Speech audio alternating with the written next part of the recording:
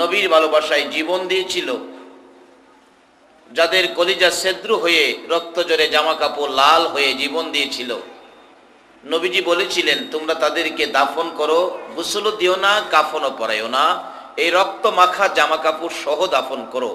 আমি হাসরের ময়দানে আল্লাহর আরশের কিনারে নিয়ে তাদেরকে দাঁড় করাবো।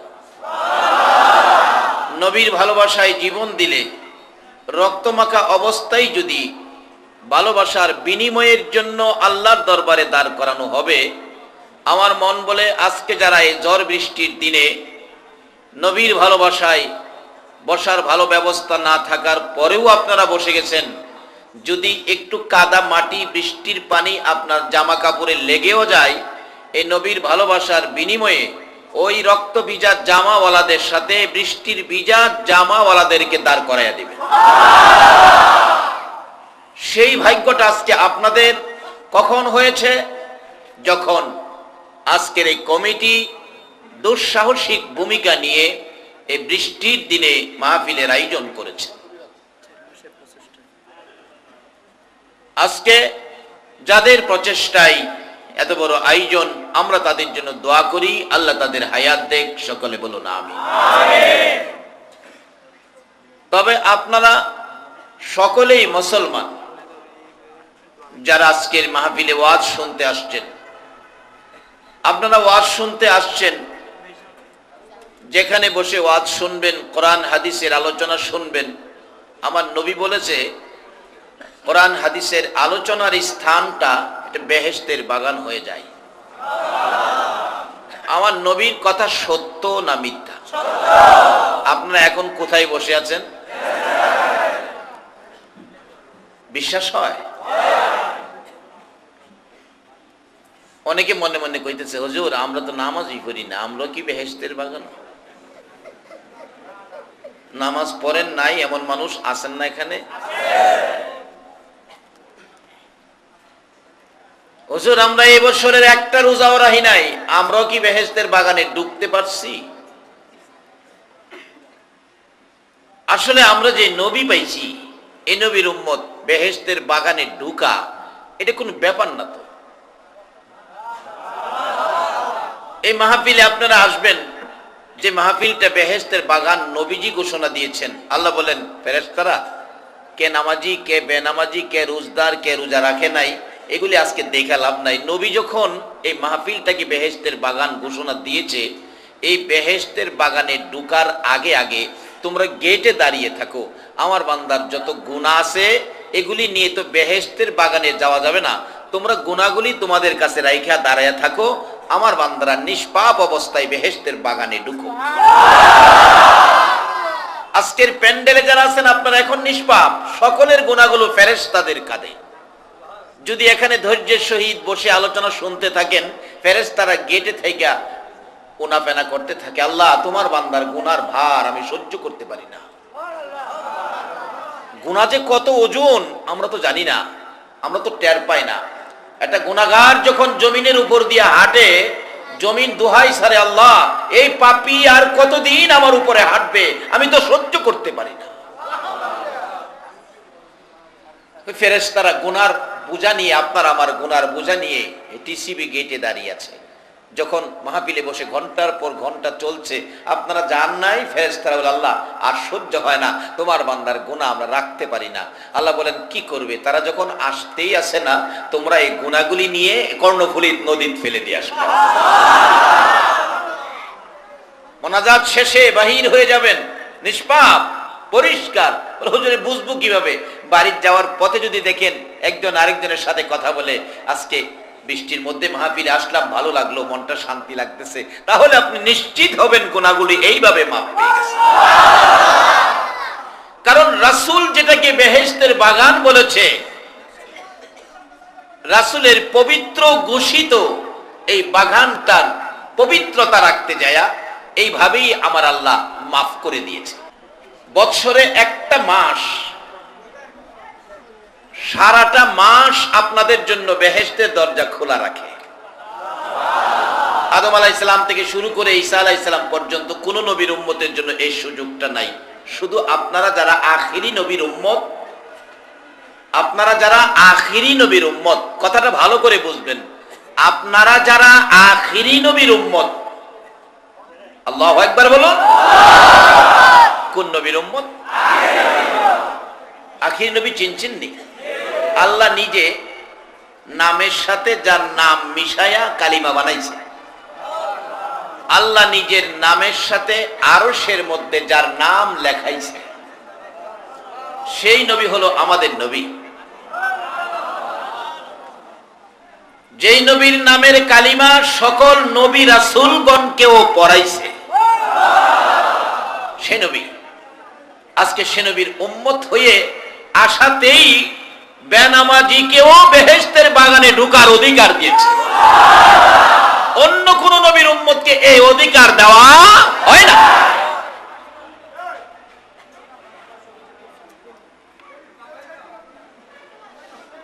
আমার নবী শ্রেষ্ঠ নবী।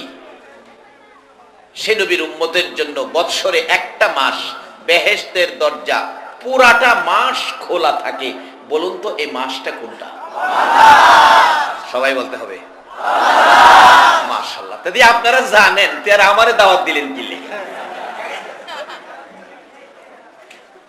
রমজান মাসে যে বেহেশতের দরজা খোলা থাকে, এই কথাটা কি সত্য? কোন নবীর উম্মতের জন্য? এই নবীর উম্মত করে যে আল্লাহ আজকের মাহফিলে আমাদেরকে কবুল করেছেন, তাতে আপনারা খুশি না বেজার? এই নবীর উম্মত হয়ে পৃথিবীতে থাকতে আপনারা রাজি আছেন? এই নবীর উম্মতের সার্টিফিকেট নিয়ে কবরও যাইতে আপনারা রাজি আছেন? এই নবীর উম্মত হয়ে হাসরের ময়দানে আরশের নিচে স্থান পেতে আপনারা রাজি আছেন?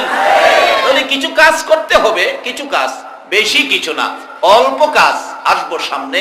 আল্লাহ যদি আমাকে তৌফিক দেয় আমি নিয়ে আসতেছি।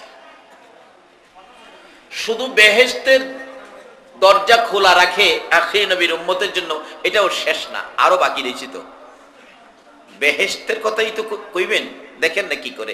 আমার নবী মেরাজের সফরে যাচ্ছে, চতুর্থ আকাশে হযরত ইদ্রিস আলাইহিস সালামের সাথে সাক্ষাৎ। রাসূল জিজ্ঞেস করেন, ইদ্রিস তুমি এখানে? জি হুজুর, আমি তো চতুর্থ আকাশে আছি। তুমি না বেহেশতে গিয়েছিলে? জি হুজুর গেছিলাম তো। কি তোমার ভাগ্য, সশরীরে বেহেশতে গিয়ে বেহেশতের নাজ নিয়ামত খাইলা, হুরবালা দেখলা, কি সুন্দর দেখার মতো তুমি দেখলা, কি তোমার নসিব। ইদ্রিস আলাইহিস সালাম হাসে আর কয়, হুজুর যা কইতাছেন আমি এতগুলো হয় নাই, কিছু খাইছি, বেহেশতের ভিতরে যাইতে পারি নাই। বলো কি যাও নাই? গেছিলাম যাওয়ার জন্য, বেহেশতের দরজায় ধাক্কা দিলে ভিতর থেকে আমারে জিগায়, কে কে? আমি বললাম আমি আল্লাহর নবী ইদ্রিস আলাইহিস সালাম। দরজা খোলো, ভিতর থেকে কয় উপরে তাকাও। উপরে আমারে কয় উপরে তাকাইতাম। উপরে তাকাইয়া দেখি হুজুর বেহেশতের প্রত্যেকটা দরজার মধ্যে লেখা আছে, আখিরি নবী উম্মত নিয়ে না আসা পর্যন্ত কারো জন্য বেহেশতের দরজা খোলা হবে না। কোন নবীর উম্মত আসতে হবে দরজায়? আপনারা কোন নবীর উম্মত? মারহাবা বলো। তাইলে কি আপনারা সেই মর্যাদার উম্মত? কে করেছে? কে করেছে? সে আল্লাহকে চিনা আমাদের দরকার আছে না? আল্লাহকে চিনতে গেলে মাধ্যম কিন্তু নবী মুহাম্মদুর রাসূলুল্লাহ। নবীর মাধ্যম ছাড়া আল্লাহ পাওয়ার কোন রাস্তা নাই। আমরা দুনিয়ার মালিক আল্লাহকে চিনবো, যার উসিলায় দুনিয়া, সেই নবীকেও চিনবো। তারপরে আমরা ওই জান্নাতগুলি কার জন্য খোলা রাখে সেগুলি আমরা আদায় করব। রাজি আছেন তো? কিভাবে আদায় করব আসতেছি সামনে। বলতেছিলাম যে নবীর উম্মত শুধু বেহেশতের বাগানে আসলেন এটা শেষ না, এক মাস আপনাদের জন্য প্রত্যেক বৎসর বেহেশতের দরজা খোলা রাখে। যে নবীর উম্মত বেহেশতের দরজায় ডাক না দিলে কারো জন্য দরজা খুলে না, আজকে সেই নবীর উম্মত করে যে আল্লাহ আমাদেরকে দুনিয়াতে দিয়েছেন, এর চেয়ে বড় সম্পদ আর কি হতে পারে? যেই নবীর একজন উম্মতকে 10টা পৃথিবীর সমান একটা জান্নাত দেবে। কয়টা পৃথিবী? আরে আজকে সাধারণ জমি জামালিয়া মানুষ ঝগড়া করে, 10টা পৃথিবীর সমান জান্নাত ঝগড়া করলে হেডা লাগিয়া করো। এখানে জমি জামা ঝগড়া করে জুড়াইয়া এরপরও থাকা যায় না, ঘর বাড়ি বানাইয়াও যাইতে হয়, কি বলেন ঠিক? সব ফলাইয়া যাইতে হয়। যেখানে মৌত নাই, মৌতকে জব করে দেওয়া হবে, মৌত হবে না। ওই জায়গায় যদি 10টা পৃথিবীর সমান একটা জান্নাতের মালিক বানায়, যেই নবীর উম্মত হইলে এই নবীকে চিনা, নবীর উম্মত হওয়া আমাদের দরকার আছে কিনা? হইলে লাভ হবে না লস হবে? অনেকে মনে মনে বলতেছেন, হুজুর 10টা পৃথিবীর সমান জান্নাত দিয়ে কি করবো? একটা বাংলাদেশের সমান দিলেই তো হয়। হয়তো অহন কইবেন, হয় বাড়ির গিয়া কইবেন, হাইরে কিল্লে গিয়ে কইতাম একটা বাংলাদেশের সমান, আমার হেইডেই বালাস। বাচ্চার মা কইব, তুমি সর্বনাশের গুরি, আল্লাহ দিছেন 10টা পৃথিবীর সমান, তুমি কেন কমায় না? প্রশ্ন আসতে পারে, তো 10টা দিল কেন, কম দিলেই হয়? 10টা দেওয়ার কারণ হলো আমরা এমন এক জাতি, কমে আমরা সন্তুষ্ট হই না। যদি 5টা 5 তলার মালিকও হই, আরো দেখবেন বাসায় বইয়া চিন্তা করে, আর 2টা যদি বানাইতে পারতাম। এই অভ্যাস আছে কিনা? যত সম্পদ হয় ততই লাগে, আল্লাহ তো আমি জানি তোর আর কম দিলে হবে না। তবে একটা সম্পদ কম হইলেও মানুষ মানে, বেশি চায় না, সেটা হলো সন্তান। সন্তানও ছেলে না, আবার মেয়ে। দেখবেন একটা মেয়ে হইছে, মেয়েটার নাম রাখছে ময়না। ময়না প্রথম মেয়ে, তো বড় আদর করে নাম রাখছে। আরেকটা মেয়ে যখন হইছে, এটার নাম রাখছে সয়না। আরেকটা মেয়ে যখন হইছে, হ্যাঁ দোকান থেকে বাড়িতেই যায় না। যাও বন্ধুরা বাড়ি পাঠাইছে, মনটা খুশি না, এইটার নাম রাখছে আন্না। কি রাখছে নাম? কিন্তু 5তলা 5টা হইলেও আন্না কয় না, আরো 2টা লাগবো। চট্টগ্রামে 5টা হইলে ঢাকা করতে হইব 5টা, আন্না কয় না। মেয়ে যদি 2টার জায়গায় 3টা হয়, নাম রাখে আন্না। যখন আরেকটা হয়ে গেছে, অহন হায় বাড়িতে যায় না। যাও বাড়িতে গেছে, 2 মাস পর্যন্ত নাম ওই রাখে না। অবশেষে ধাক্কাইতে ধাক্কাইতে নাম রাখছে ইতি। কি রাখছে নাম? ইতি। বুঝেন নাই? আন্না কইয়া যখন আরো হইছে, ওর নাম রাখছে ইতি। একটা জিনিসের উপর মানুষ শেষ করে আফসোস যায়, আর বাকি জিনিসে আফসোস যায় না। সম্পদ যা পায় আরো চায়। এই জন্য আল্লাহ কয়, বান্দা এমন দাওয়া দিমু আর চাইতে পারবে না। 10টা পৃথিবীর সমান আমার আখিরি নবীর এক একজন উম্মতকে 10টা পৃথিবীর সমান একটা জান্নাত আমি আল্লাহ দান করব। এখন যে নবীর উম্মত হইলে 10টা পৃথিবীর সমান জান্নাত দেয়, আপনারা কি সে নবীর উম্মত হইতে রাজি আছেন? কিভাবে হবেন আসতেছি সামনে। আসুন আলোচনায় যাই। লক্ষ্য দিবেন কথার দিকে, আমি যাতে কম সময়ে কথা বেশি আনতে পারি। আমি পবিত্র কোরআন শরীফ থেকে সর্বপ্রথম তালাওয়াত করেছি, ওমা খলাকতুল জিন্না ওয়াল ইনসা ইল্লা লিয়াবুদুন। আল্লাহ নিজে কোরআন শরীফে আমাদের উদ্দেশ্যে একটা ওয়াজ করেছেন, মানুষ এবং জিন জাতির উদ্দেশ্যে। সেই ওয়াজটা কি? আল্লাহ বলতেছেন, মানুষ এবং জিন জাতি সৃষ্টি করার উদ্দেশ্য হলো তারা ইল্লা লিয়াবুদুন, আমি আল্লাহর ইবাদত করবে। আল্লাহ মানুষ এবং জিন জাতি বানানোর উদ্দেশ্য কি? কি করতে হবে? আল্লাহর ইবাদত করতে হবে। এখন যদি জিজ্ঞেস করি, আল্লাহ ইবাদত করলে আমরা কি দিবেন? আজকে আপনাদের এই চট্টগ্রামের ফেরিবুট এলাকায়, হালি শহর এলাকায় সারা বাংলাদেশের লোকজন আসে এখানে চাকরি করতে। যার চাকরি করে মাস শেষে তাকে একটা বেতনের ব্যবস্থা দেয় কিনা? যদি বেতন না দেয় চাকরি করব? আর শ্রমিক যদি কাজ না করে মালিক বেতন দিব? কথাগুলি বোঝার চেষ্টা করবেন। শ্রমিক কাজ না করলে 1 মাসে কোনোদিন তার হাজিরা খাতায় উঠে নাই, মাস শেষে কি বেতন পাবে? আর যদি মহাজন মালিক কাজ শেষেও বেতন দেয় না, শ্রমিক কি কাজ করবে? আমরা যে দুনিয়াতে আসছি, দুনিয়াটা কার? সবাই বলবেন, দুনিয়াটা কার? সাগরটা কে কাটছে? না পৃথিবীর কোন রাষ্ট্রপতি কাইটা দিছে? এর মধ্যে মাছ কত প্রকারের, এগুলি আল্লাহ পাক সৃষ্টি করছে কার জন্য বলুন? আমাদের জন্য। কেন? আমরা যে এই জমিনে সে আল্লাহর ফ্যাক্টরিতে চাকরি করব, আমাদের তো খাইতে হবে।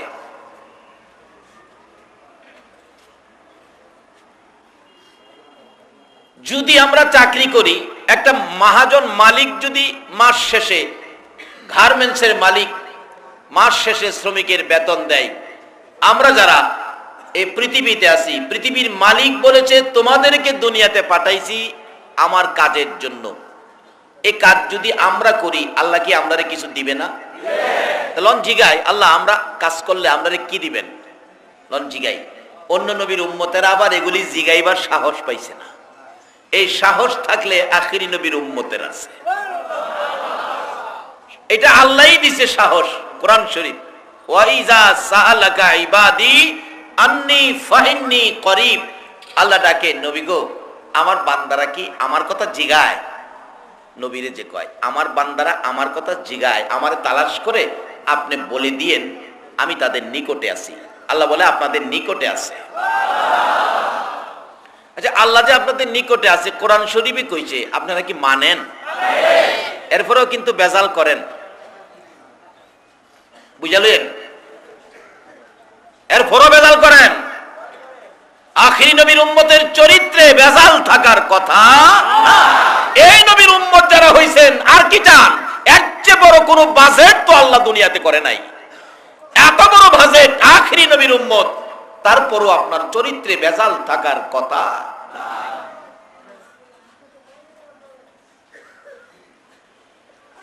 বেজাল করে কবরও যাবেন, কবরের খবর জানেন, কবরের কি অবস্থা? আসতেছি সামনে। আল্লাহ বলে আমাদের নিকটে। আল্লাহ বলছে নবীকে, নবী গো আমার কথা জিগায়, তালাশ করে আপনি বলেন না আমি তো নিকটে। আন্নী ফাইন্নী করিব, একবারে নিকটে। শুধু নিকটে থাকি না, আল্লাহ আবার জিগায়, উজিব দাওয়াতাদ দাঈ ইযা দাআন। ও আমার আখিরি নবীর উম্মতেরা, তোমাদের কি আমার কাছে কোনো চাওয়া পাওয়ার আছে? কোনো দাবি দেওয়া আছে? আল্লাহ জিগায় আপনাদেরকে কোনো দাবি দেওয়া আছে কিনা। তাইলে এখানে কথা বলার, দাবি করার সুযোগ কিন্তু দিছে, অনুমতি পাইছি তো আমরা কথা কইতারো। যেমন নূহ আলাইহিস সালামের কিস্তিতে সমস্ত পৃথিবী যখন পানির নিচে, নূহ নবীর কিস্তি ভাসতেছে, নূহ নবীর কিস্তির পাছার সেওয়ার মধ্যে ইবলিশ বই রয়েছে, শয়তান ইবলিশ। নূহ নবী কয়, আল্লাহ বেজাইল্লাটা দিয়ে আমার নৌকায়। বেজাইল্লাটারে চিনেন নাই? এই চট্টগ্রাম আছে, হ্যাঁ সাবধানে থাকেন, এটা কিন্তু বেজাল। আল্লাহ ইবলিশ তো আমার নৌকায়। আল্লাহ কয়, নূহ এরে কিয়ামত পর্যন্ত হায়াত দিছি, সমস্ত পৃথিবী পানির নিচে, হ্যাঁ যাইবো কই? তোর নৌকা ছাড়া তো শুকনা নাই, কাজী তোর নৌকার ভাষাতেই থাকবো। কিন্তু হ্যাঁ কিন্তু সুবিধান না, হ্যার সাথে বাড়াবাড়ি করিস না, হ্যাঁ কথা কইস না, হ্যাঁ বয়ে থাকতে দে। আল্লাহ বলছে কথা কইস না হ্যার সাথে। নূহ আলাইহিস সালাম তো কথা বলে ফেলছে, এই ইবলিশ বয়ে রইছস, পাছাতেই বয়া থাক, এদিকে কিন্তু আসিস না। ইবলিশ যাও ভয়ে চুপচাপ বইয়া আছি, এখন তো কথা কওয়ার সুযোগ পাইছে। হুজুর মাফ করবেন, আমি আপনার এদিকে আইতাম না, একটু কথা কওয়ার সুযোগ পাইছি তো। আগে তো ভয় ছিল ভিতরে, এখন তো নূহ নবী সুযোগ করে দিল। আল্লাহ কয়, নূহ হ্যাঁ কথা কওয়ার সুযোগ দিস না। অবশেষে একটু সুযোগ পাওয়ার পরে আবার ডাকে, নূহ নবী হ্যাঁ একটা কথা কইতাম আপনাকে, কি আপনার কথা তো আল্লাহ শুনে, আল্লাহরে কন না আমারে মাফ করে দিত। ইবলিশ কয়, নূহ নবীরে কইতো হ্যাঁ মাফ করে দিত। নূহ নবী তো আল্লাহর নবী বলে ফেলছে, প্রভু গো এত মাফ চাই, হ্যাঁ মাফ করে দিতেন। আল্লাহ কয়, নূহ যেই আদম আলাইহিস সালামকে সেজদা না করার কারণে হ্যাঁ শয়তান বানাইছি, আদম নবীর বাক্সটা তোর নৌকায়, এই বাক্সটারে কয়েকটা সেজদা করতো, আমি অহনো মাফ করে দেব। ও আদম বাক্সু সেজদা করব, এরপরে মাফ করে দিবেন। নূহ নবী কয়, ইবলিশ একটা গোল্ডেন চান্স,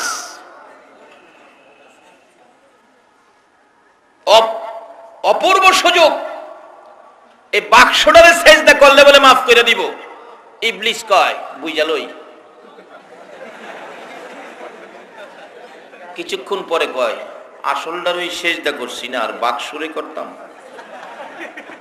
নূহ নবী আসলটার একটু করছি না, আর বাক্সরে করবো। আল্লাহ কয়, নূহ হেরে জানাইয়া দে, আর হের মাফের সুযোগ।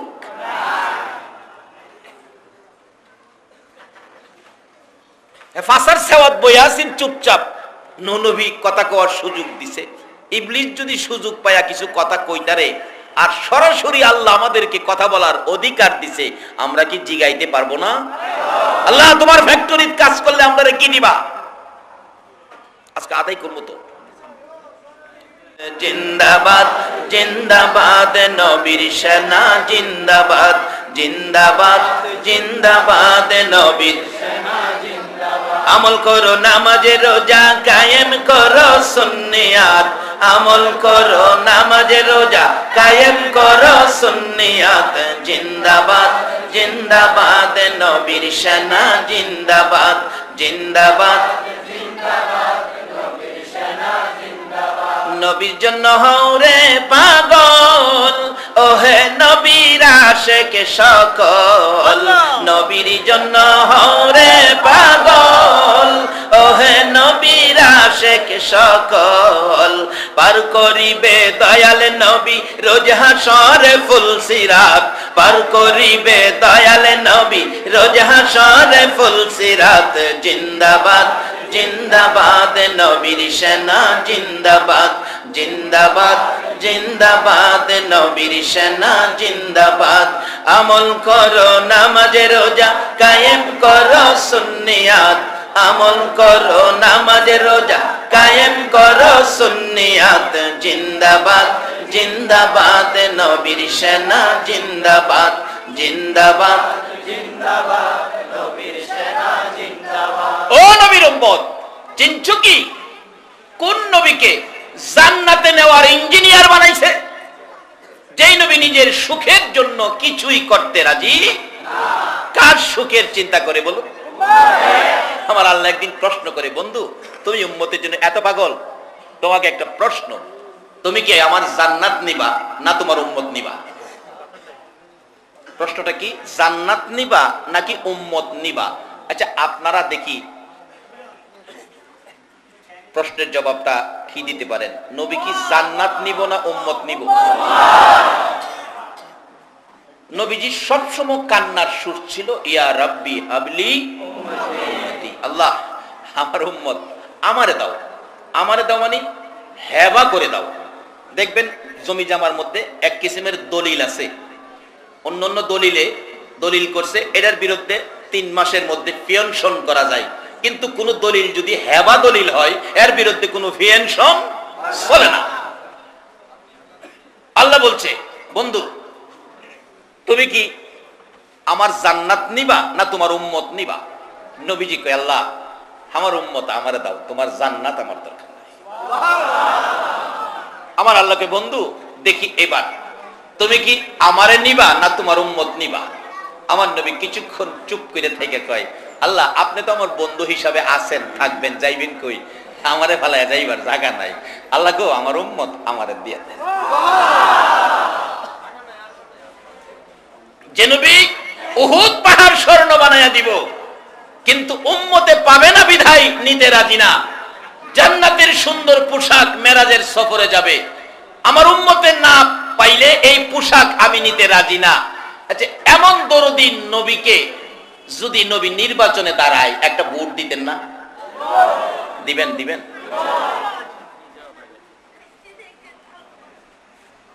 নবী নির্বাচনে দাঁড়াবে না, শুধু নবীর প্রতি আপনাদের মহব্বত কত এটা দেখবে।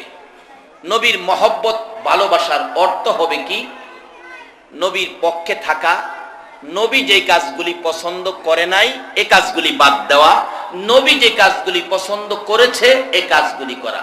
তবে একটা বুট দেওয়া যায়, নবীজি রাহমাতাল লিল আলামিন হয়ে দুনিয়াতে আগমন করেছে, এই কথাটা মাইনা নেওয়াই হলো নবীজিকে বুট দেওয়া। নবীজি যে রাহমাতাল লিল আলামিন হয়ে দুনিয়াতে আসছে, আপনারা কি এই কথাটা মানেন? সকলে মানেন? তাহলে রাহমাতাল লিল আলামিন নবীর পক্ষে থাকলে লাভ হবে না লস হবে? নবী যে দুনিয়াতে রাহমাতাল লিল আলামিন হয়ে আসছে, কত রহমত দেখেন।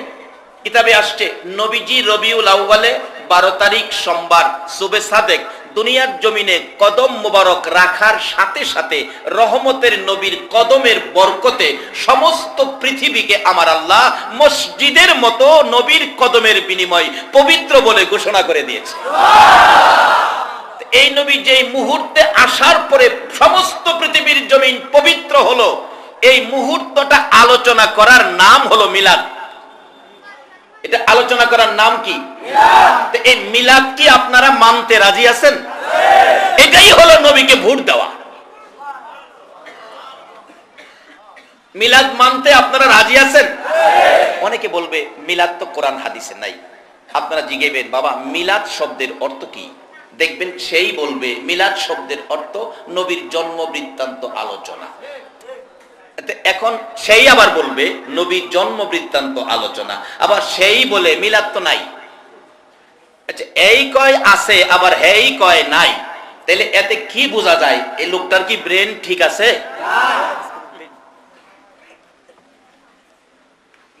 এই জিগেলে কয় মিলাদ শব্দের অর্থ নবীর জন্ম বৃত্তান্ত আলোচনা করাটার নাম হলো মিলাদ। রহমতের নবী আল্লাহ বলছে দুনিয়াতে কদম রাখার পর সমস্ত পৃথিবীর জমিন মসজিদের মতো পবিত্র করে দিলাম। আচ্ছা, এই যে ঘটনাগুলো আমরা শুনলাম, এর পক্ষে আমাদের থাকা দরকার আছে কিনা? মিলাদ এটা কিন্তু ফরজ ওয়াজিব না, এটা সুন্নত না, এটা একটা মুস্তাহাব সওয়াব। আপনি যদি মুস্তাহাব বলে তাকে ধাক্কা দেন তাহলে কিন্তু আপনার লস হবে। অনেক সময় ছোট জিনিসেও বড় কাজ করে, ছোট জিনিসেও কি বড় কাজ করে। ছোটকালে বই পড়েছি ইঁদুর ও সিংহের ঘটনা। ইঁদুর ও সিংহ, সিংহ ঘুমিয়েছে, ইঁদুর বেয়াদব সিংহের উপরে পড়ে গেছে। সিংহ তো তারে ধরছে মাইরা ফেলবে, ইঁদুরে ডাকতেছে মামা আমারে মাইরেন না, আমি বাচ্চা থাকলে কোনোদিন আপনার উপকার করুম। সিংহ হাসে, আরে তুই ইঁদুরের বাচ্চা, তুই কি করবি? মামা আমার মাইরেন না, বেঁচে থাকলে কোনোদিন উপকার করব। অনেক সময় ছোট ও বড় কাজ করতে পারে। সুলাইমান আলাইহিস সালাম লোক লস্কর নিয়ে যাচ্ছে পিঁপড়ার রাজ্যের উপর দিয়ে। পিঁপড়ার রাজ্য, পিঁপড়া কিন্তু দুর্বল মনে করেন না, পিঁপড়ার নামে কোরআন শরীফে সূরা আছে, সূরা নামলি কোরআন শরীফে। পিঁপড়ার রাজ্যের উপরে দিয়ে সুলাইমান নবী লোক লস্কর নিয়ে যাচ্ছে। পিঁপড়ার রাজা ঘোষণা করে দিচ্ছে, সবাই গর্তের ভিতরে যাও, সুলাইমানের লোক লস্কর আসতেছে, পাড়ার তলে ফললে চাইবা যাইবা, পাড়ার তলে ফললে চাইবা যাইবা, ভিতরে যাও। সুলাইমান নবী সকল প্রাণীর কথা বুঝতেন, ওনার কানে আওয়াজ লাগলো। পিঁপড়া কি কইলো? আমার লোক লস্কর নাকি পাইরা হের বাহিনী সেফাই লইব, আমি কি জালিম নাকি? আমি তো আল্লাহর নবী। সুলাইমান কইল কি? রাগে ফায়ার। অবশেষে পিঁপড়ার রাজারে ধইরা হাতে যায়, তুই কি বলছস? কি বলছস তুই? আমার লোক লস্কর আসতেছে, পাইরা সেফাই লইব, আমার লোক লস্কর কি জালিম নাকি? আমি তো নবীর পক্ষের মেহমান, তুই তাদেরকে নিয়ে ধাক্কা দিলি। দেহে সুলাইমান যে রাগ হইছে, অবশেষে পিঁপড়াই কয় হুজুর আমার বাড়িতে আপনার দাওয়াত। পিঁপড়াই কয় সুলাইমান নবীর মতো নবীরে আমার বাড়িতে আপনার দাওয়াত। অনেক সময় কিন্তু কোনো কথা আছে দুঃখের মধ্যে হাসি উঠতে যায়, হয়তো কথা কইয়া বইছে আমার বাড়িতে আপনার দাওয়াত। সুলাইমান নবী তো হাসি মারছে, আরে এ কি কইলে? তুই খাস কি আর আমারে খাওয়াইবি? একটা পিঁপড়ায় একদিন যদি খাউন টানতারে, হ্যাঁ 6 মাস বয়া খাইতারে। আচ্ছা, আপনার বাড়ির ভাতের ভাতিল থেকে হ্যাঁ একদিন টানলে কয়টা ভাত নিতারবো? হ্যাঁ লেগে তো একটা ভাত একটা চাউলের বস্তা না, একদিন খাউন টানতারলে 6 মাস বয়া খাইতারে। অতিরিক্ত আর 10টা ভাত নিব, হেই বেড়া সুলাইমান নবীরে দাওয়াত করে বইছে। সুলাইমান নবী হাসি ঠাট্টা করতেছে, রে বুকার বুকা, তুই খাস কি আর আমারে খাওয়াইবি কি? আমার যে তুই দাওয়াত করলি। এবার কই হুজুর তাইলে আপনার সাথে যত মেহমান আছে সবাই সহ আমার বাড়ির দাওয়াত। সুবহানাল্লাহ। আস্তে গেলে মুস্তাহাব বলে ধাক্কা দিও না, মুস্তাহাব বলে ধাক্কা দিও না। ছোটকে অ্যাঙ্কার করো না, ছোট বড় কাজ করতে পারে। অনেক সময় 12 লক্ষ টাকার ভাস 2 টেক্কা নাড়ের জন্য অচল হয়ে যায়। 12 লক্ষ টাকার গাড়ি 2 টেক্কা নাড়ের জন্য কি হয়? অনেক সময় ঠান্ডায় নতুন গাড়ি স্টার্ট লয় না, 36 লক্ষ টাকার গাড়ি নতুন, সব ঠিক, স্টার্ট লয় না। তেল মোবিল ঠিক আছে, স্টার্টিং ঠিক আছে, ড্রাইভার ঠিক আছে, সব ঠিক আছে, স্টার্ট লয় না। বলুন বাসের স্টাফ পরে এটারে চালাইতে কি করে? কয় না বাঙালি কি করে? এটা তো ফরজ ওয়াজিব না, বাসের সাবজেক্ট না। তেল মোবিল থাকতে হবে, ইঞ্জিন সব ঠিকঠাক থাকতে হবে, ড্রাইভার স্টার্টিং এ বসতে হবে, গাড়ি চলবে। কিন্তু ধাক্কা দেয় কেন? এই ধাক্কা দাও, এটা ফরজ ওয়াজিব না, এটা বাসের কোনো সাবজেক্ট না। ধাক্কাটা হলো এটা নফল জিনিস, এটা একটা মহব্বত। নফলটা আদায়ের মূল ধারা হলো মহব্বত, মুস্তাহাব হলো মহব্বত। দেখবেন মহব্বত লাগাইয়া বাসের পিছনে ধরে কয়েকজনে মিলে ধাক্কা দেয়। বলুন ধাক্কার পরে বাস স্টার্ট হইছে কিনা? কথাটা কি বুঝাইতে পারছি? ছোট হইলেও ধাক্কাটাই অনেক সময় 36 লক্ষ টাকার গাড়ি চলে গেছে। আপনার হাসরের ময়দানে 70 বছরের ইবাদত অচল হয়ে গেছে কোন কোন ব্যবহারে। আল্লাহ বলবেন আমার বন্ধুর উপর দুরূদ ও সালাম পাঠ করেছিল, ওই মিলাদের বরকতে তার 70 বছরের ইবাদত আমি আল্লাহ চালু করে দিলাম। তাকবীর, নারে রিসালাত, নারে গাউসিয়া, আহলে সুন্নাত ওয়াল জামাত, ঈদে মিলাদুন নবী। বাবারা এই নবীকে চিনেন যার উসিলায় কুল কায়নাত। যে নবীর সৃষ্টি না হইলে সৃষ্টিকুলের কিছুই সৃষ্টি হাদিসে কুরসি লাউলা কালামা খালাকতুল আফলাক। আসতেছি সামনে, আপনাদের কষ্ট হইতাছে না তো? আল্লাহ যদি দুর্যোগপূর্ণ আবহাওয়া সুস্থ করে দিতে পারে, আপনারা কি একটু সময় দিতে পারবেন না?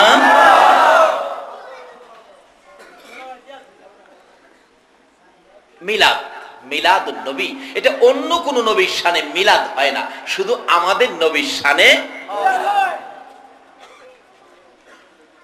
বাবারা সুলাইমান আলাইহিস সালাম ফিফরার দাওয়াত, প্রথম দাওয়াত করছে সুলাইমান নবীকে একা, এরপরে দাওয়াত করছে কি? সুলাইমান হাসে, আরে কয় কি ফিফরা? আমার আল্লাহ কয় এই সুলাইমান ফিফরার দাওয়াত কবুল কর, না হয় সমস্ত পৃথিবীর দাওয়াত করে বইব। কে কে দাওয়াতকারীরা কে? ফিফরা কত বড়? 2-4টা ফিফরা এক টিফে মারতে পারবেন না? হ্যাঁ কয় কি দেখছেন নি? তাহলে বোঝা গেল ছোট অনেক সময় বড় কাজ করতে। কোন ব্যক্তি পারে, কোন ছোট পারে? যার পক্ষে আছে কে? আল্লাহ। কে আছে? কিভাবে দেখেন? ছোট হইলে কি আল্লাহ যে পক্ষে, এই জন্য তার পক্ষে বড় কাজ করা সম্ভব। তাইলে আমরা যে নবীর মিলাদ করব, এই নবীর পক্ষে কে আছে বলো? আল্লাহ নিজে যার উপর 24 ঘন্টা দুরূদ ও সালাম পাঠ করে। এটা তুফাজ্জল মৌলবীর ওয়াজ না মুফতির ফতোয়া না, সরাসরি কোরআন। ইন্নাল্লাহা ওয়া মালাইকাতাহু ইউসাল্লুনা আলান নবী। মারহাবা বলুন, মারহাবা। আবার ভালোবাসার ডাক ডাকে, আপনাদের উদ্দেশ্যে ডাক, ইয়া আইয়ুহাল্লাযীনা আমানু, আল্লাহু আকবার বলো, সাল্লু আলাইহি ওয়া সাল্লিমু তাসলিমা। আল্লাহ নিজে যার পক্ষে দুরূদ ও সালাম আদায় করে সে নবীর পক্ষে মিলাদ, সেই মিলাদে থাকতে আপনারা কি রাজি আছেন?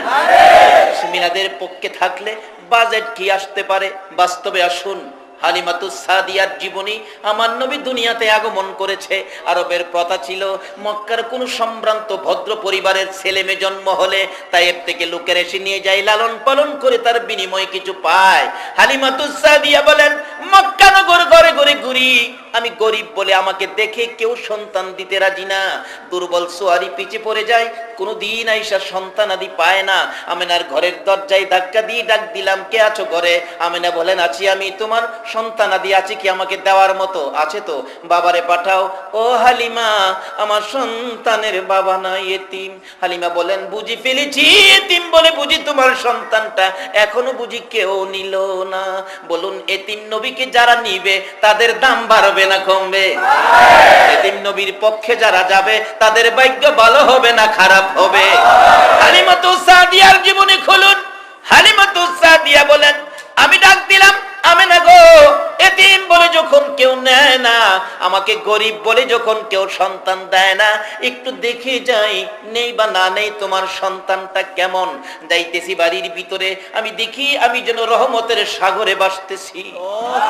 আমার সমস্ত শরীর যেন রহমত বরকতে শান্তিতে ভরপুর হয়ে যাচ্ছে। দরজাটার কিনারে যাইয়া দেখি, ঘরের ভিতরে তাকাইয়া গো, কলিজা ঠান্ডা হয়ে যায়। একটা পূর্ণিমার চাঁদ যেন ঘুমাইয়া রইছে।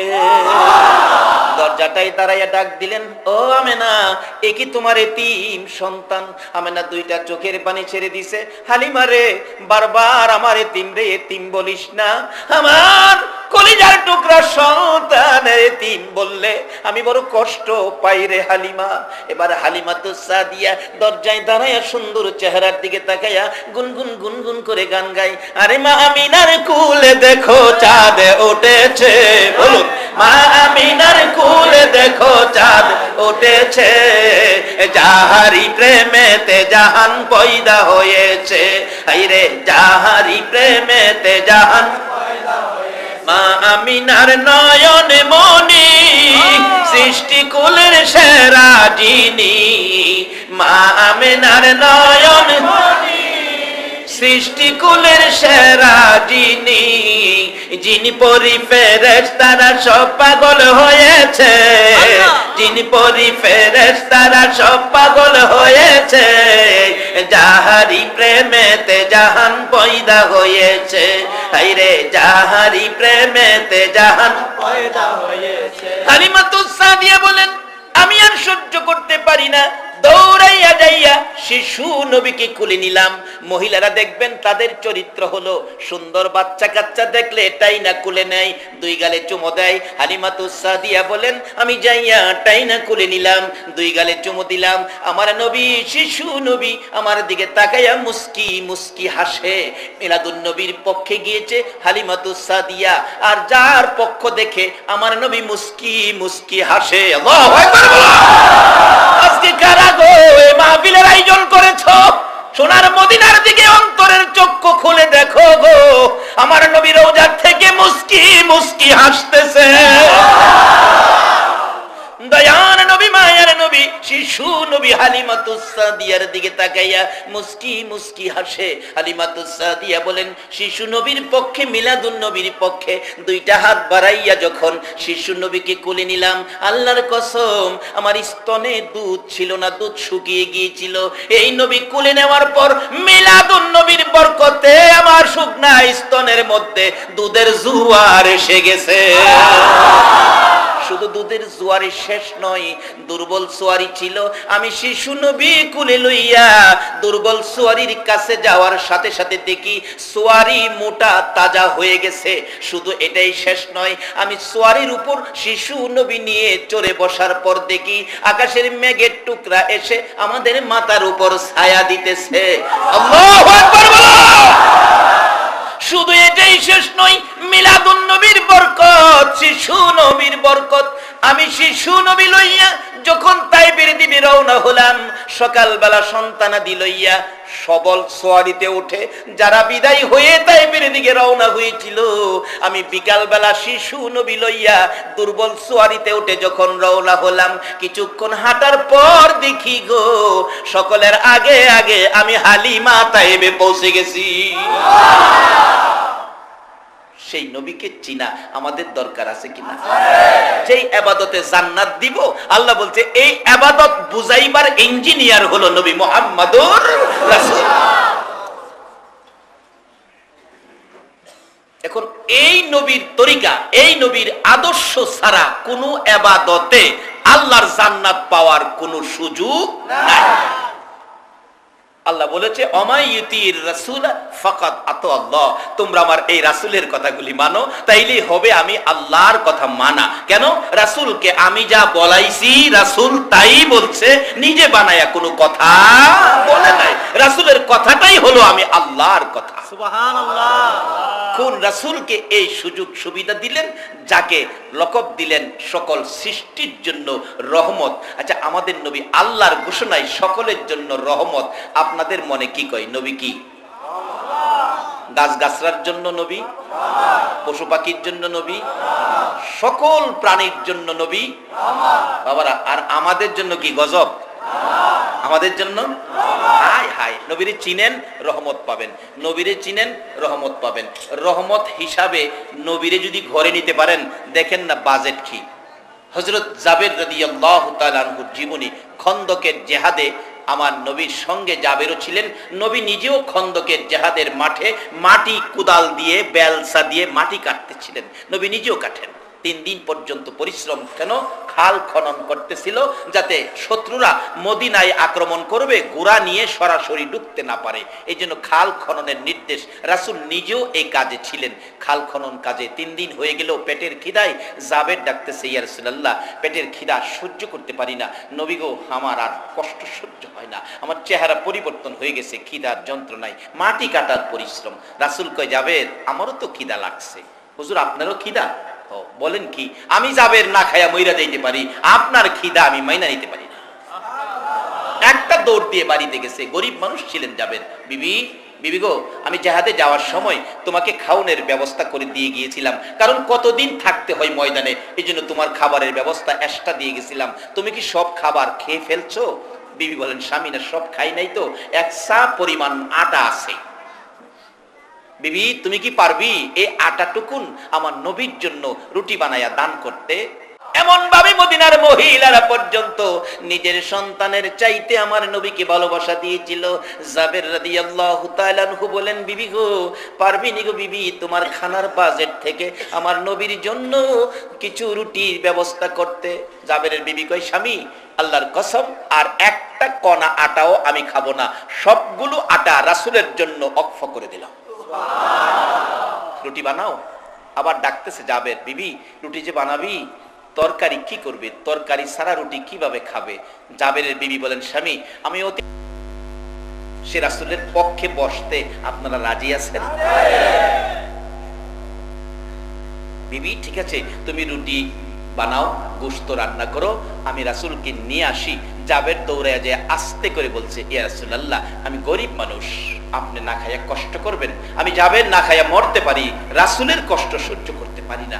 নবী গো, আমার বাড়িতে আসেন, আমি গরিব একজনের জন্য খাবারের ব্যবস্থা করেছি। জাবের কই, হুজুর, চুপচাপ আইসা পড়েন। আমার নবী 2টা চোখের পানি ছেড়ে দিছে। জাবের রে, কেউ তো খায় নাই, আমি কেমনে একা একা খাইতে যাব? আমি আমার সঙ্গী ছাড়া, উম্মত ছাড়া খাইতে যাব না।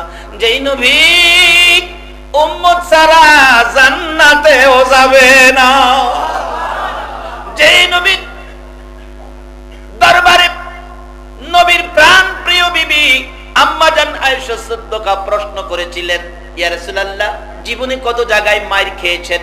নবী গো, আমি জানতে চাই এই ইসলামের জন্য কোন দিনের মায়ের, কোন ময়দানের মায়ের আপনার কাছে বেশি কষ্ট লেগেছে? আমার নবী চোখের পানি ছেড়ে দিয়ে কাঁদতেছে, ঠোঁট 2টা কাঁপতেছে। আয়েশা রে, মায়ের কথা মনে করিস না রে আয়েশা, তাইফের মায়ের কথা রে আমি নবী সহ্য করতে পারি না। তাইফের মায়ের আমি নবী কেমনে ভুলবো রে? এত ব্যথা তাইফের জমিনে পেয়েছি, আর কোথাও এত ব্যথা আমি পাই নাই রে আয়েশা, তাইফের কথাটা আমি ভুলতে পারি না। কিছুক্ষণ পর আমার নবী আবারও কাঁদতেছেন, রে আয়েশা শুনো রে, আর একটা ব্যথার কথা বলি। তাইবের জমিনের মায়ের সবচেয়ে বড় ব্যথা পেয়েছি, তাইবের মায়ের কথাও আমি রাসূল বুইলা যাই রে, যখন আমার গুনাহগার উম্মতের কথা মনে হইয়া যায়। আমার উম্মতের কথা যখন মনে হয় রে আয়েশা, আমি তাইবের জমিনের মায়ের কথাও আমি বুইলা যাই। শুধু এটাই শেষ নয়, নবীর জীবনী খুলুন। উহুদের জমিনে যেদিন আমার নবীকে মারতে মারতে দুইটা দান দান মোবারক শহীদ, মাথার লোহার টুপি ভেঙ্গে টুকরা টুকরা করে দুইটা লোহার টুকরার অংশ মাথার দুই পাশে ভিতরে ঢুকে গেছে। এত গভীরে ঢুকেছে, আমার নবী মাঝে মাঝে টানতেন খোলার জন্য। টান দিলে মন কয় কলিজা খুলে আসবে, লোহার অংশ খুলবে না। আমার নবী ব্যথায় ব্যথিত, মাথা চক্কর খাইয়া উহুদের পাহাড়ের নিচে পড়ে গেছে। তারপরেও শত্রুরা মারতে ছিল আমার নবীকে দুনিয়া থেকে বিদায় করে দেওয়ার জন্য।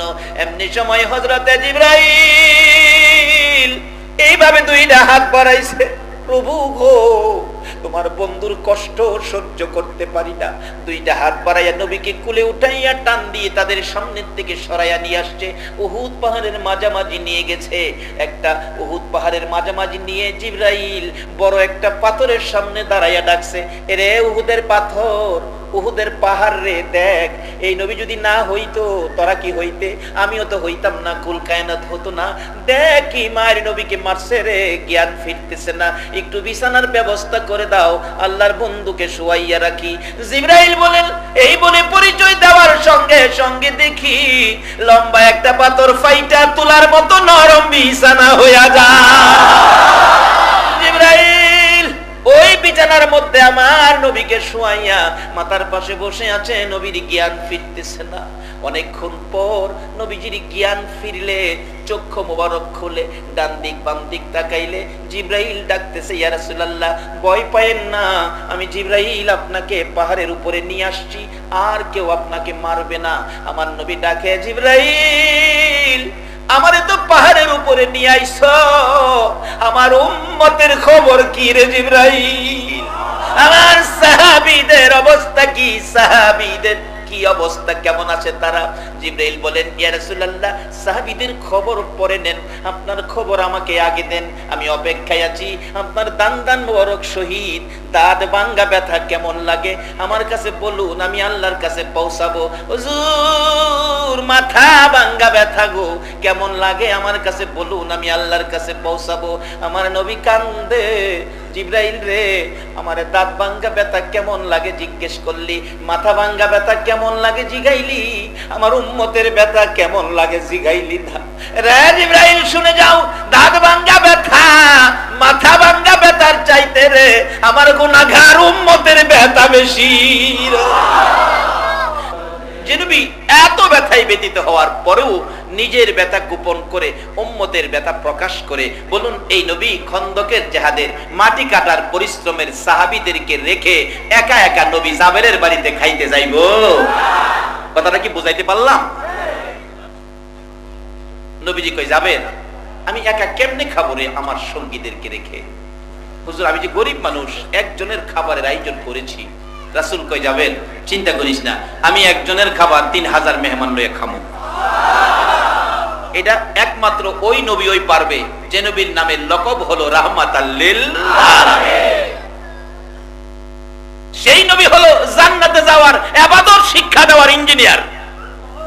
10টা পৃথিবীর সমান একটা জান্নাত যে ইবাদতের বিনিময় পাবেন, আল্লাহ ঘোষণা দিয়েছে ফাদখুলি ফি ইবাদি ওয়াদখুলি জান্নাতি। এই কোন ইবাদত জান্নাত দেবে, সেই ইবাদত শিক্ষা দেওয়ার ইঞ্জিনিয়ার হলো নবী মুহাম্মদুর রাসূল।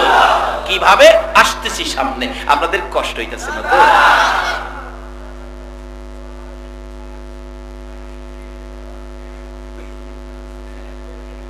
পিছের হেরা কি কোন দাঁড়ায় রইছেন যে? আপনাদের কষ্ট হবে বাবা? আধা ঘন্টা সময়, বেশি না, আধা ঘন্টা হইলেও 1.5 ঘন্টা আলোচনা হয়ে যাবে। সারা রাত কালকা ডিউটি নাই,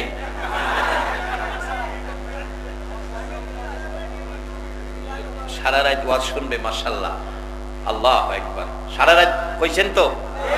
আমার নে জানগা সারা রাত কে কে থাকবেন হাত তুলে দেখা। মারহাবা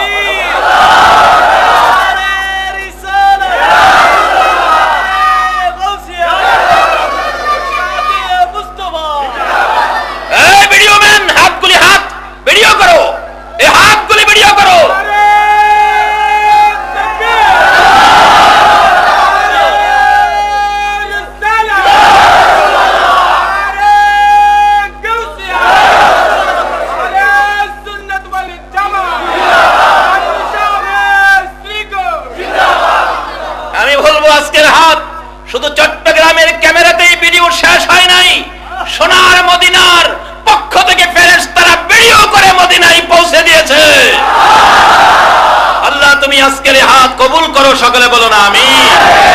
বাবারা হাত নামান, কিন্তু আমি হাত তুলছি না, কারণ আমি যে সারা রাত পারতাম না রে বাবা। তবে আমি হাত তুলছি না বিদায় ভিডিও ম্যানরাও আমারে ভিডিও করছে, ঠগা খাইছি আমিও। যাক, আপনাদের সাথে আছি তো আমি। আপনাদের যদি বেহেশতে নেয় আমার নিতেন না আপনাদের সাথে? কথা দিছেন তো? আমিও কথা দিলাম, আল্লাহ যদি আমাকে বেহেশত দেয় আমি আপনাদেরকে রেখে আমি বেহেশতে যাব না। এই মিল মহব্বত মুসলমানদের মধ্যে থাকা দরকার আছে কিনা বলুন?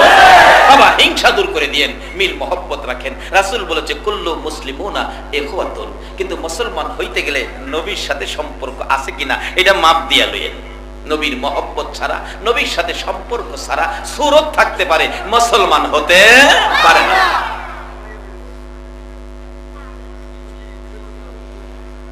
বাবার আসুন আমি আমার মেন আলোচনার দিকে যাইতেছি। আমি যে কথাগুলো বলতেছিলাম কথাগুলো খুব বুঝাইতে পারতেছি? নবীজি ডাকতেছে, ও খন্দকের জেহাদিরা, তোমরা তোমাদের ভাই জাবেরের বাড়িতে দাওয়াত গ্রহণ করো। জাবের কয় হুজুর মাইরা লাইছেন, একজনের খাউন তো। রাসূল কয় জাবের চিন্তা করিস না, আমি রাহমাতাল লিল আলামিন নবী একজনের খাবার 3000 নিয়া খাবো। এটা সম্ভব কিনা? জাতিসংঘের মহাসচিব পারবো? বসে পারবো? এর বাপে পারবো? কে পারবো? কে পারবো? কে পারবো? এই নবীর কথা মানা আমাদের দরকার আছে নি? আল্লাহ বলছে ওমাই ইউতির রাসূলা ফাকাদ আতা আল্লাহ, তোমরা আমার এই নবীর কথাগুলি মানো। বাবারা ছোট জিনিসগুলিকে ছোট চোখে দেখেন না, ছোট জিনিসও বড় কাজ করে। যেমন বলতেছিলাম সুলাইমান আলাইহিস সালামের কথা, ফিফরা ছোট, বলছে তুই কি কইলি আমার লোক লস্কর পাইরা ধরে সেফাইয়া লইব, কইলি কি তুই? আমি কি জালিম নাকি? আমি তো আল্লাহর নবী, আমি তো কোনোদিন কারো ক্ষতি করি না। হুজুর রাগ হয়ে গেছেন, তাইলে আমার বাড়িতে আপনার দাওয়াত। কথাটা খেয়াল আছে না? সুলাইমান নবী তো দুঃখের মধ্যে হাসি উঠে গেছে, রাগের মধ্যে ঠান্ডা হয়ে গেছে, আগুনের মধ্যে পানি ঢেলে দিছে। তুই খাস কি, আমারে খাওয়াইবি কি? দাওয়াত যে দিলি, হুজুর তাইলে আপনার সাথে যত লোক লস্কর আছে সব সহ আমার বাড়িতে দাওয়াত। আল্লাহ কয় সুলাইমান দাওয়াত কবুল কর, নাইলে সমস্ত পৃথিবীর মাখলুক দাওয়াত দেবইব। দাওয়াত কবুল করছে। ফিফরা কান্দে, প্রভু গো আমি খাই কি আর খাওয়ামু কি? আমি তো দাওয়াত দিছি তোমার উপরে ভরসা কইরা।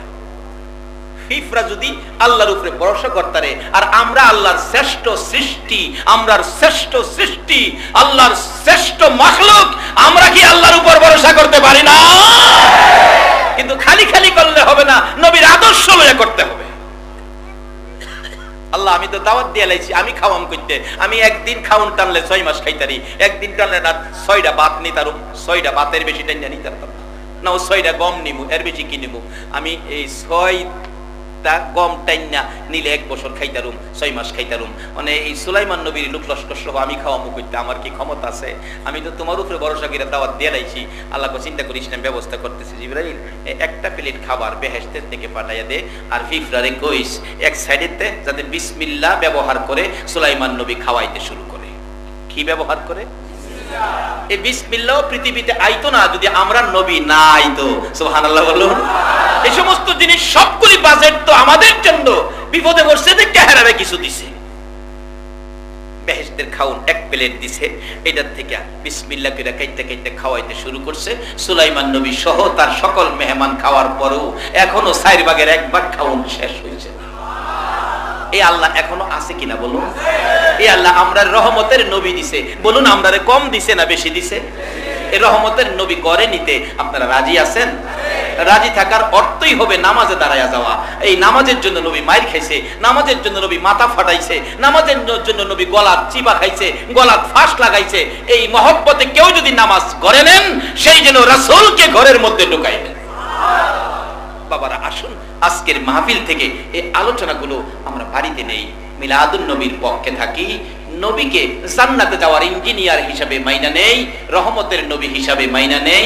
ও মা বোনেরা, মাগো তোমরাও নবীকে মানো, মদিনার মহিলাদের মতো ভালোবাসা দাও, কারণ তোমরাও একদিন যেই ঘরে রঙের শাড়ি পরে বউ হইয়া ঢুকছো, এই ঘর থেকে একদিন তোমাদেরও সাদা কাফনটা পরে বেরিয়ে যেতে হবে। সেদিন আসার আগে মাগো তোমরাও নামাজি হও, নবীর আদর্শ মাফিক নামাজ পড়ো, আর চাকরি করো নবীর আদর্শ নিয়ে যাও। চাকরি করা নিষেধ না, মা পর্দা করে যাও, বেপর্দা হয়ে এলোমেলো ভাবে মা চলাফেরা করো না, একদিন তোমার এই দেহটা পচে গলে মাটির সাথে মিশে যাবে।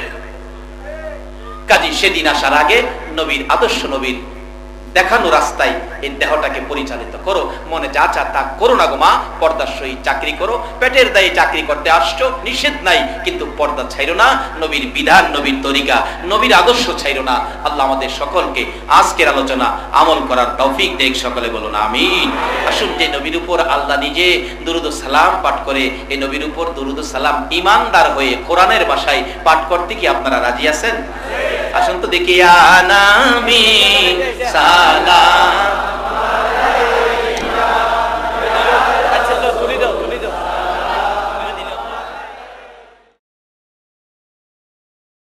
নিশ্চয়ই ফুটি ফুটি বৃষ্টি মনে পড়তেও আছে। ইচ্ছে ছিল 2 ঘন্টা আলোচনা করে দোয়া করে দিব, তার মধ্যে বৃষ্টি হয়তো পাইতেন না।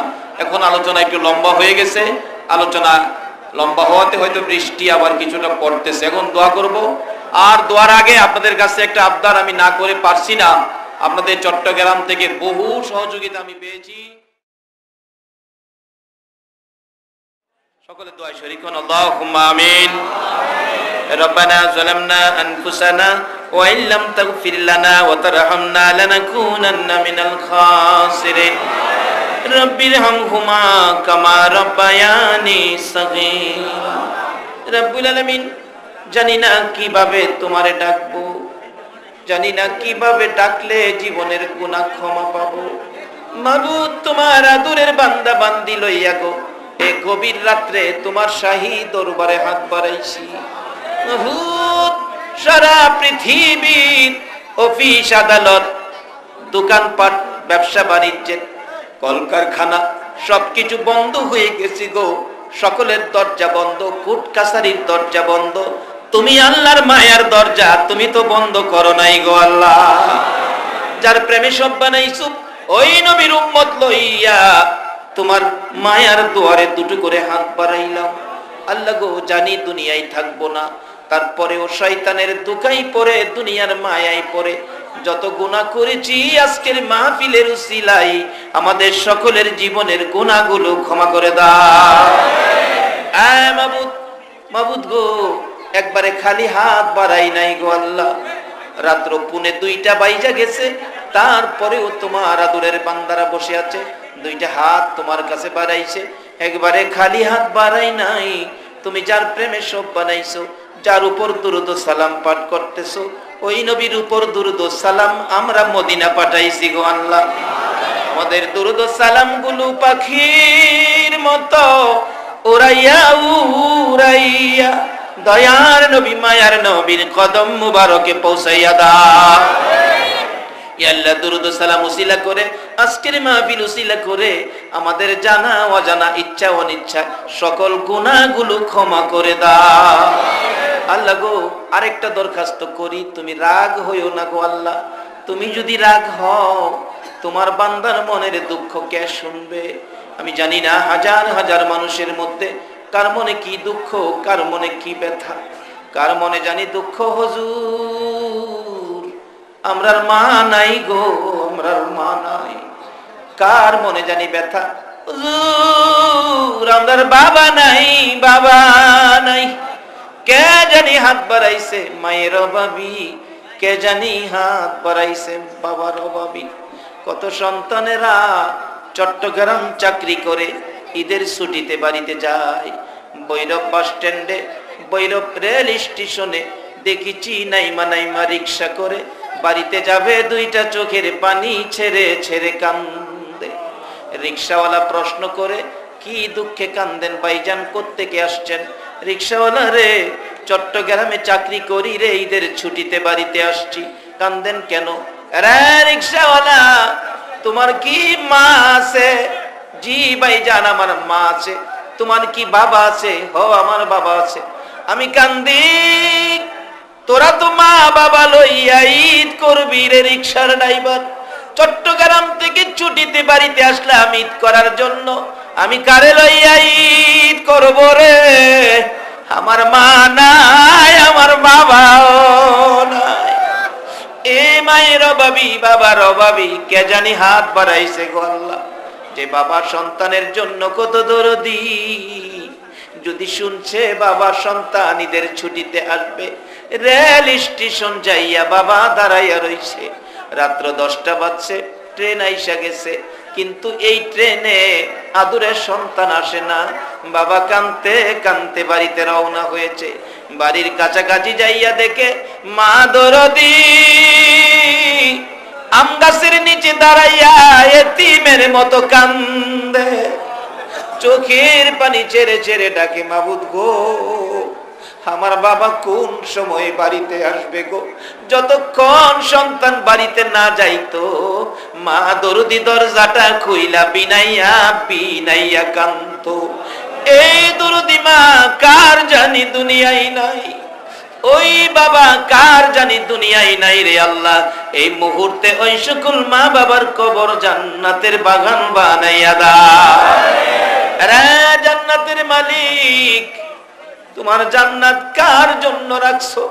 ওই সমস্ত মা বাবা যার কবরে গো, তাদের পক্ষ থেকে তোমার জান্নাত ভিক্ষা চাই গো আল্লাহ। তাদের কবরগুলো জান্নাতের বাগান বানিয়ে দাও। ইয়া আল্লাহ, মা বাবা যার দুনিয়াতে আছে হায়াত বাড়িয়ে দাও। মা বাবা কেমন জিনিস বুঝার তৌফিক ছেলে মেয়েদেরকে দান করে দাও।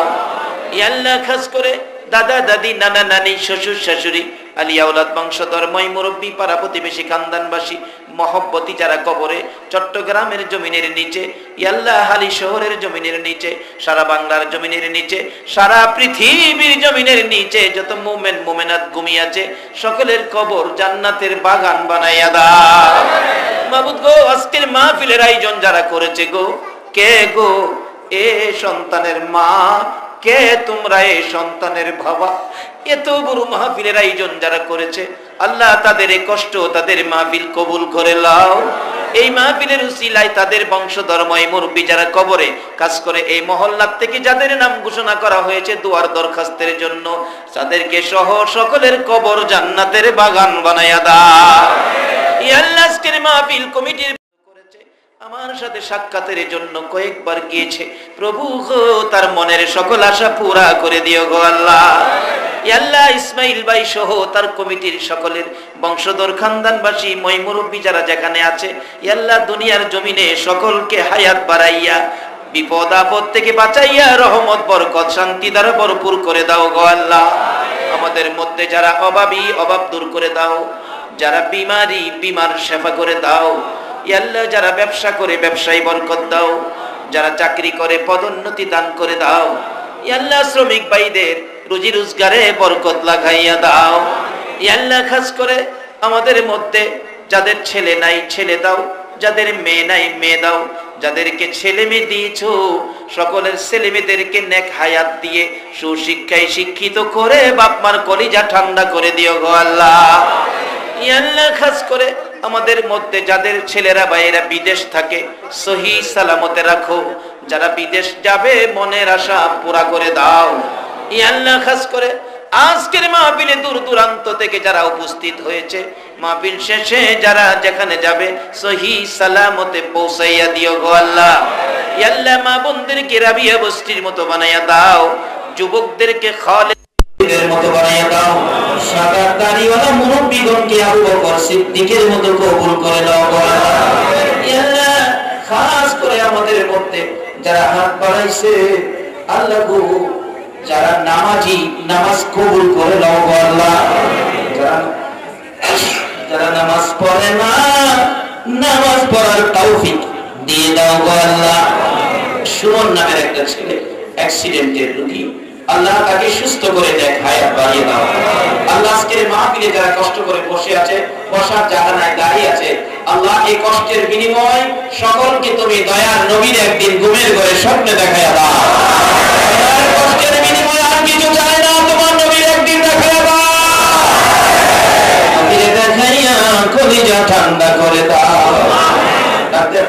মদিনা যাব কেমনে, নবীজির প্রেমের আগুন জ্বলে যে মনে, মদিনা যাব কেমনে, নবীজির প্রেমের আগুন জ্বলে। আল্লাহ এই নবীকে স্বপ্নে দেখায়া আমাদের সকলের কলিজা ঠান্ডা করে দাও, আমাদের সকলের কলিজা ঠান্ডা করে দাও। আল্লাহ এই মাহফিল তোমার কুদরতি হাতে দিয়ে গেলাম, কিয়ামত পর্যন্ত এই মাহফিলটা তুমি কায়েম রেখো। এই মাহফিলের পক্ষে যারা আসছে আসবে, সাহায্য সহযোগিতা করেছে করবে, সকলকে তুমি কাল কিয়ামতে নবীর কুদারায় উঠাইয়া ফুলসিরাতের উপর পার করে দিও। আল্লাহ আজকের মাহফিলের কষ্টের বিনিময় আমাদের সকলকে আপদ বিপদ আযাব গজব অ্যাক্সিডেন্ট বালা মুসিবত শয়তানের শয়তানি দুশমনের দুশমনি হইতে বাঁচাইয়া রহমত বরকত শান্তি দ্বারা ভরপুর করে দাও। হে আল্লাহ এই মাহফিলের সকলকে তুমি নেক হায়াত বাড়িয়ে দাও। হে আল্লাহ আজকের মাহফিলে চট্টগ্রামে সকল সুন্নি উলামায়ে কেরামদের নেক হায়াত বাড়িয়ে দাও। হে আল্লাহ নবী নবী আলেম ওলামাদের ইজ্জত করার তৌফিক সকলকে দান করে দাও। হে আল্লাহ একজন নবী নবী আলেমের পিছনে নামাজ পড়লে, নবীর আশিকের পিছনে নামাজ পড়লে বনি ইসরাইলের পয়গম্বর মুসা নবীর পিছনে নামাজ পড়া হয়। এই সুন্নিয়াতের আলেম ওলামাদের ইজ্জত আরো বাড়িয়ে দাও। এতগুলো দরখাস্ত করলাম মাহফিলের উসিলায়, দুরূদ ও সালামের উসিলায় সবগুলো তুমি কবুল আর মঞ্জুর করে নাও। সাল্লাল্লাহু তাআলা আলা খায়রি খালকিহি মুহাম্মাদিন ওয়া আলা আলিহি ওয়া আসহাবিহি আজমাইন বিহাক্কি লা ইলাহা